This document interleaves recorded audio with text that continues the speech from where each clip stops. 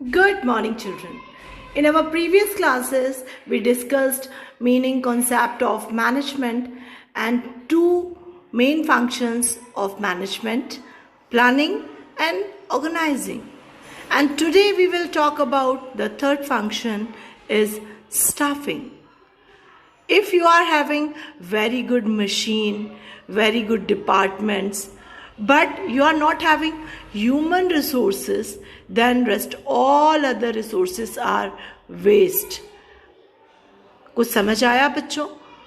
आपके पास पैसा भी है, आपके पास एक से एक टॉप क्लास की मशीनरी भी है, मगर उस मशीन को ऑपरेट करने वाला ह्यूमन रिसोर्स नहीं है, तो वो मशीन बेकार है, वो रिसोर्सेस बेकार हैं।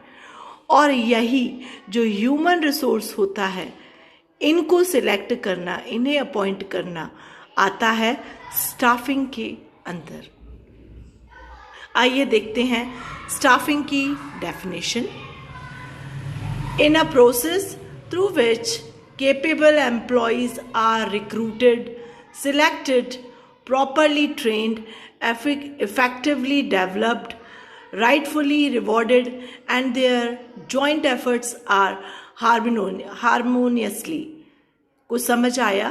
कीवर्ड्स मीन्स स्टाफिंग एक ऐसी प्रोसेस है जिसमें केपेबल एम्प्लॉयज़ को रिक्रूट किया जाता है, सिलेक्ट किया जाता है, उन्हें ट्रेंड किया जाता है, उनका डेवलपमेंट किया जाता है और फिर सही इंसान को सही जगह पर प्लेस करके उन्हें रिवॉर्ड भी दिया जाता है, सैलरी भी दी जाती है। और ये पूरी प्रोसेस हम स्टाफिंग के अंदर लेते हैं। Staffing is a managerial function that takes people with necessary skills into the organization and develops them into precious organizational resources. जी हाँ, लेबर्स को या एम्प्लॉयज़ को लेकर उनका डेवलपमेंट करके हम उन्हें कन्वर्ट कर देते हैं ऑर्गेनाइजेशन के रिसोर्सेज या एसेट के फॉर्म में, संपत्ति के फॉर्म में। मैंने दो शब्द यूज़ किए, लेबर और एम्प्लॉयज़। क्या अंतर होता है दोनों का? अंतर बिल्कुल वही होता है जो वेजेस और सैलरी में होता है। नहीं समझ आया बच्चों? जनरली अगर हम इसको डिवाइड करें तो जो लोग फिजिकल एबिलिटीज से स्ट्रांग होते हैं और फिजिकल वर्क करते हैं, उन्हें हम लेबर्स की कैटेगरी में लेते हैं और उन्हें जो पैसा दिया जाता है उसे वेजेस कहा जाता है। On the other hand, people जो कि मेंटल एबिलिटीज की सर्विसेज प्रोवाइड करते हैं ऑर्गेनाइजेशन को, उन्हें हम एम्प्लॉयज़ कहते हैं और उन्हें हम जो अमाउंट या जो रेमुनरेशन देते हैं उसे हम सैलरीज कहते हैं। Hope you understand the basic difference between labour and employees, wages and salaries. Staffing as a management function committed to acquiring, training, appraising and compensating employees। Management के फंक्शन के रूप में स्टाफिंग में ये बहुत ज़रूरी है कि हम जिन लोगों को रख रहे हैं उन्हें प्रॉपर ट्रेनिंग दें, उनका अप्रेजल करें, एवेल्यूएशन करें और उनकी एबिलिटीज़ के अकॉर्डिंगली उन्हें कंपनसेशन भी दें। And now we will discuss importance of staffing. तो बच्चों, इम्पोर्टेंस ऑफ स्टाफिंग में पहला पॉइंट है ट्रेनिंग एंड डेवलपमेंट।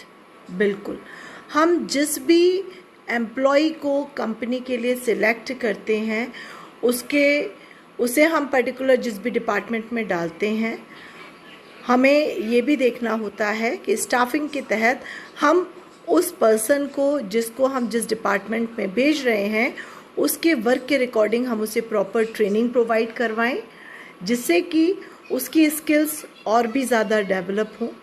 क्योंकि जब इंडिविजुअल एम्प्लॉयज़ डेवलपमेंट करते हैं, उनका डेवलपमेंट होता है, तो हमारी ऑर्गेनाइजेशन का भी डेवलपमेंट होता है। और इसीलिए हम right person at right time and on right job इस चीज़ को एग्जीक्यूट तभी कर पाएंगे जब हम एम्प्लॉयज़ को प्रॉपर ट्रेनिंग दे पाएंगे उनके वर्क के रिगार्डिंग, और तभी उनका डेवलपमेंट पॉसिबल हो पाएगा। Effective coordination. स्टाफिंग इस बात पे भी जोर देती है कि हमने अलग अलग डिपार्टमेंट में अलग अलग एम्प्लॉयज़ को ट्रेनिंग दे के भेज तो दिया है, लेकिन वो सारे एम्प्लॉयज़, सारे डिपार्टमेंट आपस में प्रॉपर कोऑर्डिनेशन के साथ इंटर डिपार्टमेंट और इंट्रा डिपार्टमेंट सभी लोग आपस में प्रॉपर कोऑर्डिनेशन के साथ चलें। अब इंटर डिपार्टमेंट और इंट्रा डिपार्टमेंट क्या होता है? इंट्रा डिपार्टमेंट मतलब एक ही डिपार्टमेंट के अंदर जितने एम्प्लॉयज़ हैं उनके बीच में प्रॉपर कोऑर्डिनेशन हो, और इंटर डिपार्टमेंट मतलब एक डिपार्टमेंट से दूसरे डिपार्टमेंट के वर्कर्स, एम्प्लॉयज़ के बीच में प्रॉपर कोऑर्डिनेशन हो। और स्टाफिंग इस बात पर भी जोर देती है कि सभी ह्यूमन रिसोर्स को इस तरह की ट्रेनिंग दी जाए so that they can coordinate among each other in a very smooth way.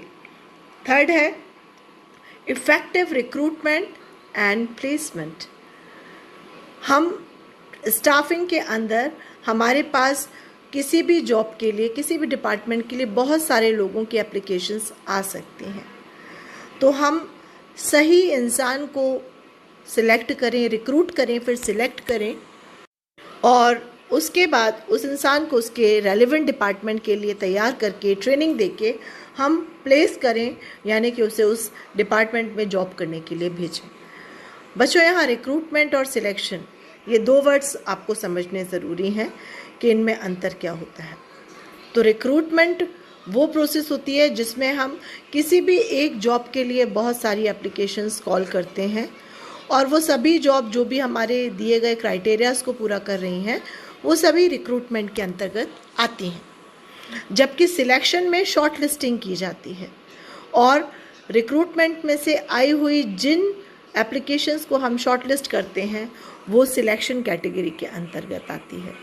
और फिर सिलेक्शन में जो बेस्ट एम्प्लॉय सिलेक्ट होते हैं उन्हें ट्रेनिंग देके प्लेसमेंट किया जाता है। मीन्स रिक्रूटमेंट एक पॉजिटिव प्रोसेस है जबकि सिलेक्शन एक नेगेटिव प्रोसेस मानी जाती है। रिक्रूटमेंट में आने वाले एप्लीकेशंस बहुत ज़्यादा होते हैं जबकि सिलेक्शन में वो कम कर दिए जाते हैं। आगे हम difference between recruitment and selection जब पढ़ेंगे तब इस चीज़ को आप और भी अच्छे से समझ पाएंगे। तो स्टाफिंग में रिक्रूटमेंट और सिलेक्शन और प्लेसमेंट भी एक इम्पॉर्टेंस होती है डिपार्टमेंट के लिए। And the last point is building effective human resources. कैसे? With the help of training हम हमारे पास जो भी ह्यूमन रिसोर्स होते हैं उनको इतना इफ़ेक्टिवली उनको हम ट्रेन करते हैं कि वो ऑर्गेनाइजेशन के लिए एक एसेट बन जाती हैं और अच्छे एम्प्लॉयज़ हमेशा ऑर्गेनाइजेशन में एसेट की तरह ही रहते हैं। तो स्टाफिंग के ज़रिए उन्हें प्रॉपर ट्रेनिंग देके हम उन्हें कन्वर्ट कर सकते हैं इफ़ेक्टिव ह्यूमन रिसोर्स में या फिर एसेट्स में। आइए देखते हैं एक बार और importance of organisation, efficient management function, optimum utilization of human resources with the help of proper training and techniques, personal development to meet future company requirements। हम सभी लेबर्स को, एम्प्लॉयज़ को ट्रेनिंग देके क्यों तैयार करते हैं कि हमने जो भी फ्यूचर का गोल डिसाइड किया है वो अचीव कर सकें। स्टाफ मोरल एंड मोटिवेशन, हम टाइम टू टाइम स्टाफिंग के अंदर एम्प्लॉयज़ को ट्रेनिंग भी देते हैं, उनके मोरल को बेनिफिट्स के ज़रिए, इंसेंटिव्स के ज़रिए अप्रिशिएट करके, उन्हें फैसिलिटीज़ देके, बोनस देके उनका मोरल भी बूस्ट करते हैं, उन्हें मोटिवेट भी करते हैं